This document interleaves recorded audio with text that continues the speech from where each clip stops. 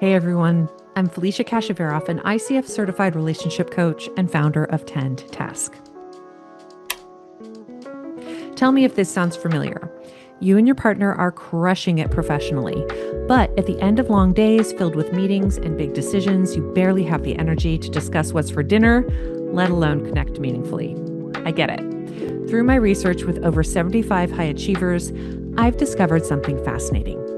The same drive that propels your career success can either strengthen or strain your relationship. The difference lies in specific strategies that separate thriving power couples from those who drift apart.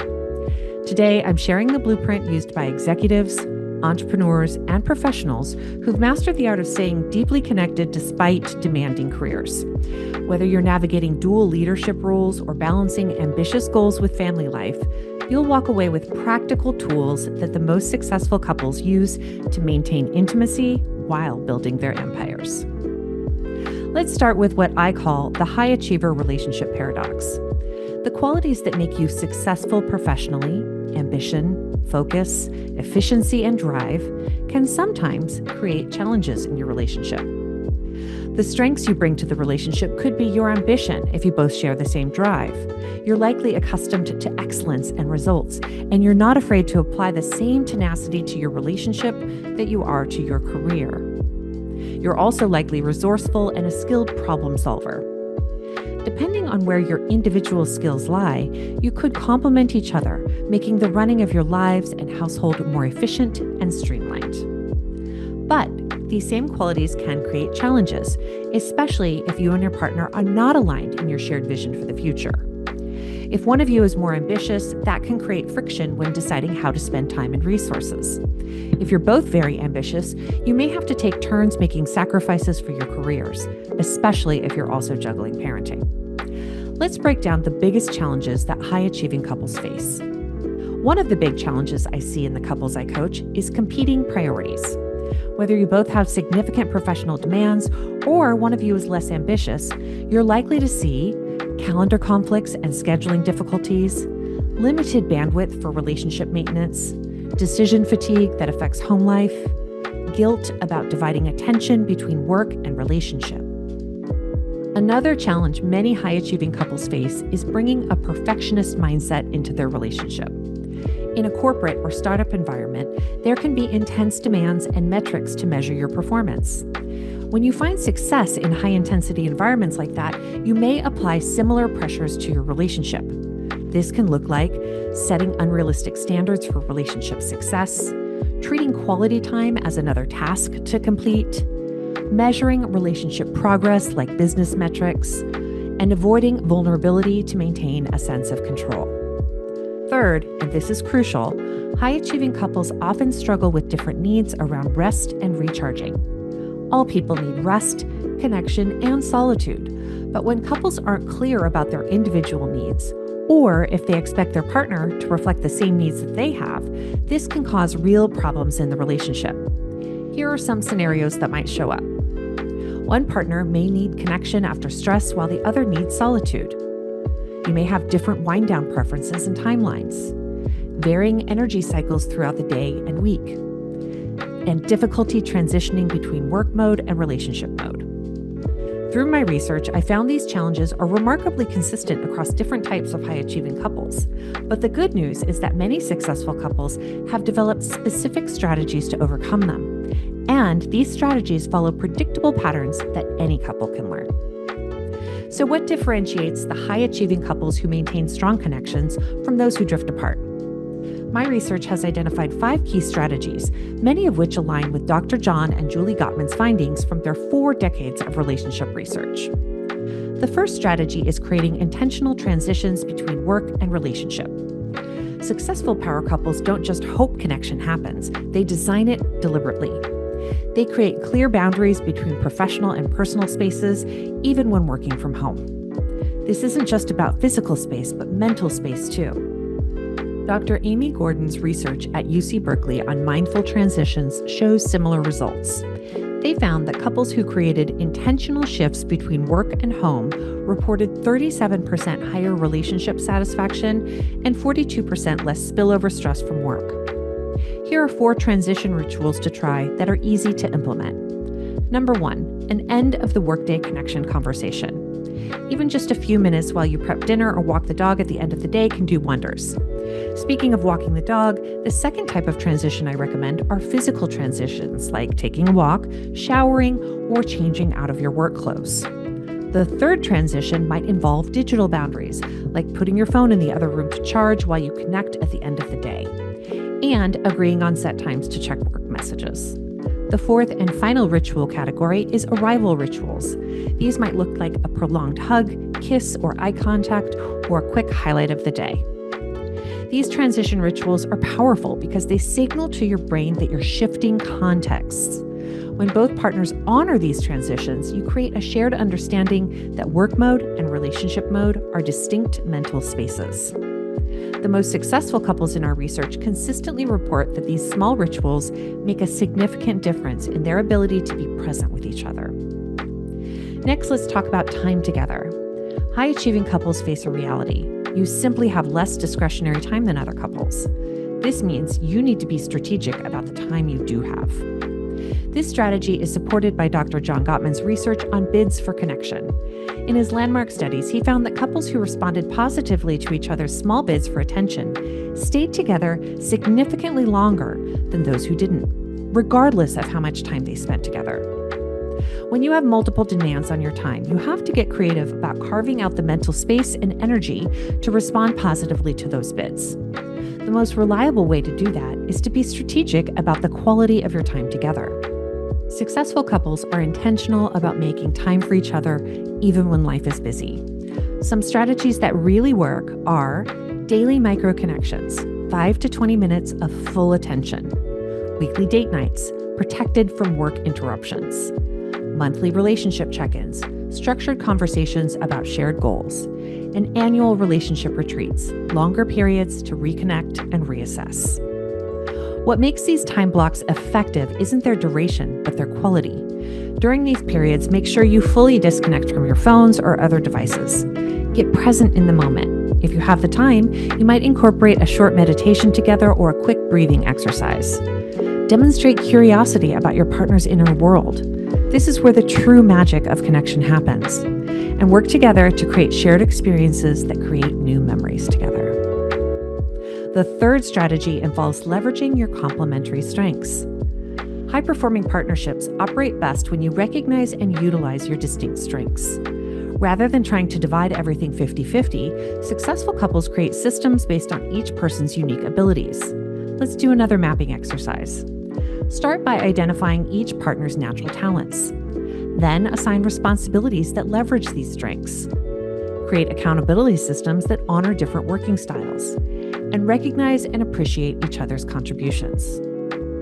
In all of our programs, we help couples create detailed strength maps that guide decision-making and division of labor.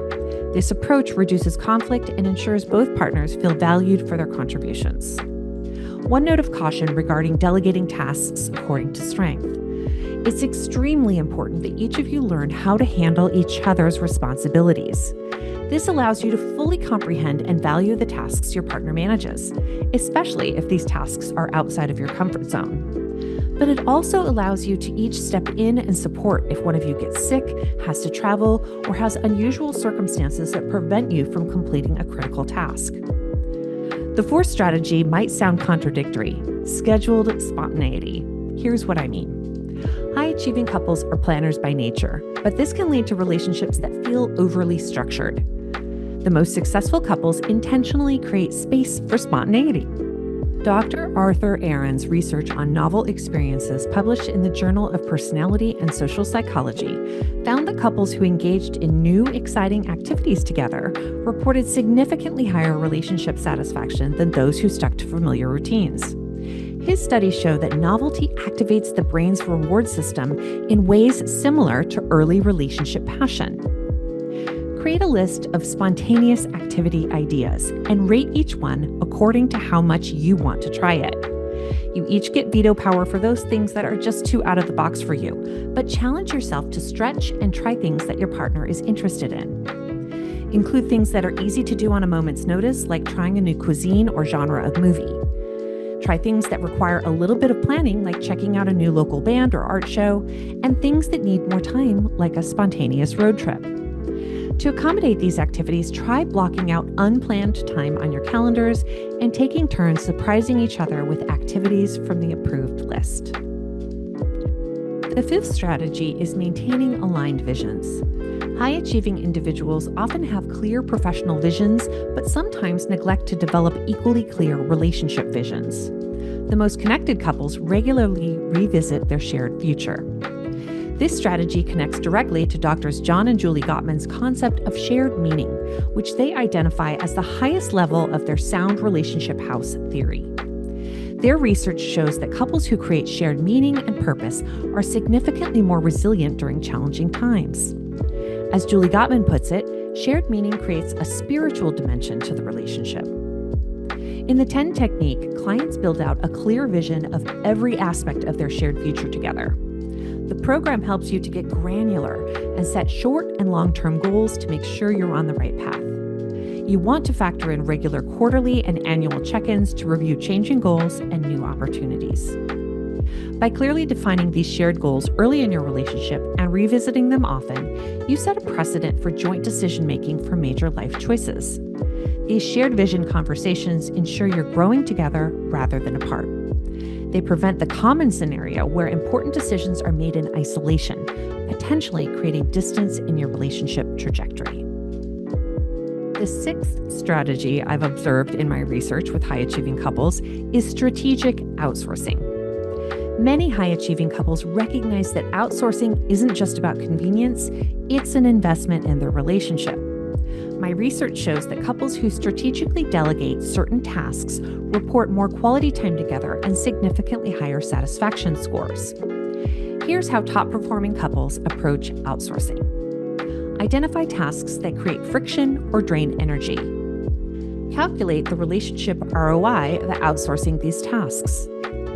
Create systems that convert saved time into connection, and view outsourcing as an investment, not as an expense. Let me share a powerful example from my research. One executive couple found that the most efficient way to manage the activities of their school-age children with their professional demands was to hire a live-in au pair. The way that the au pair's schedule worked made it almost mandatory that they schedule a weekly date night. This structured commitment to connection time became the foundation of their relationship resilience, even through intense career demands. But strategic outsourcing doesn't have to be expensive or elaborate. Other couples in my research found creative approaches like monthly housekeeping services paired with a dinner out that evening, meal delivery kits that reduce planning and shopping stress, task trading with other families, childcare, pet care, and house maintenance, and virtual assistants for household management and scheduling. The key insight is that the most successful couples don't just outsource to save time, they intentionally reinvest that time into their relationship. Now, let's talk about the specific communication systems that high-achieving couples use to stay connected despite busy schedules. The weekly partnership meeting is a game changer for high-achieving couples. This system draws inspiration from Dr. Patricia Love and Dr. Stephen Stosny's concept of scheduled connection in their book, How to Improve Your Marriage Without Talking About It. Their research shows that regular structured time for connection creates a sense of security that actually reduces the need for conflict resolution discussions. Here's how to structure your 30-minute meeting. I highly recommend that you use a timer to keep your meeting on track. For the first 10 minutes of your 30-minute meeting, discuss logistical coordination topics like calendar alignment, upcoming decisions, and resource allocation. Then move into 10 minutes of emotional connection by sharing current stressors and wins, expressing appreciation, and voicing unmet needs. For the final 10 minutes, address future planning, touching upon short-term goals, upcoming opportunities, and aligning priorities. This structured approach appeals to the high achiever mindset while ensuring both practical and emotional needs are addressed. The couples in our research who implemented this system report feeling more aligned and supported, even during extremely busy periods. Next, develop a communication shorthand that respects your limited time. In my research, I found that the most satisfied partners had developed their own unique communication systems. This supports Dr. Sue Johnson's emotionally focused therapy research, which emphasizes accessibility, responsiveness, and engagement, ARE, as the foundation of secure attachment between partners. Here's how to create efficient communication codes. Use preset signals for different needs, like green for I just need you to listen, yellow for I need your perspective, and red for I need your help solving this. Next, try using standardized check-in questions. On a scale of 1 to 10, how's your energy? What's one thing I can do to support you today? And what's your biggest win and challenge right now? Finally, since so much of our communication is done digitally, set norms there too. Set priority flags for urgent versus non-urgent messages. Agree on response timeframes for outreach during work hours, and designate communication-free zones when necessary. These systems might sound overly structured, but they're actually liberating. By establishing clear processes, you reduce the mental load of figuring out how to communicate, allowing you to focus on what you're communicating. Finally, create a connection recovery plan. Even with the best systems, high-achieving couples will experience periods of disconnection due to work demands. The most resilient couples plan for these periods. This approach aligns with Dr. John Gottman's research on repair attempts. His studies show that it's not the absence of disconnection that predicts relationship success, but rather the ability to effectively repair connection. In fact, his research found that 69% of relationship problems are perpetual, making repair skills necessary for long-term satisfaction. Number 1, recognize disconnection early. Take the time to identify your personal warning signs like getting irritable. Create safe ways to flag your partner when you start to feel disconnected, and most importantly, acknowledge that this is normal and do not place blame. Number 2, implement recovery protocols by trying 10 to 15 minutes of rapid reconnection activities like shared appreciation or deeper repair conversations as time allows. Physical reconnection practices like prolonged hugs or shared yoga practice can be incredibly powerful. And number 3, learn and adjust. Conduct post-disconnection reviews to troubleshoot, then make systems adjustments to prevent future issues. And again, most importantly, maintain a continuous improvement mindset. There's always room for growth. Remember, even the strongest couples experience periods of disconnection. The difference is that successful couples have systems to recognize and address these periods quickly, preventing small gaps from becoming chasms. As we wrap up, I want to emphasize that being part of a high-achieving couple doesn't mean sacrificing relationship quality for career success. In fact, my research with 75 high-achieving couples shows that the most successful professionals often have the strongest partnerships, in part because they apply the same strategic thinking to their relationships that they do to their careers. As Dr. Julie Gottman put in her work with high-performing couples, the same qualities that make people successful in their careers, dedication, attention to detail, and strategic planning, can be harnessed to build extraordinary relationships. The key is moving from hoping connection happens naturally to deliberately designing systems that support it. When you leverage your planning abilities, goal orientation, and problem-solving skills in service of your relationship, you create a partnership that enhances both your personal and professional lives.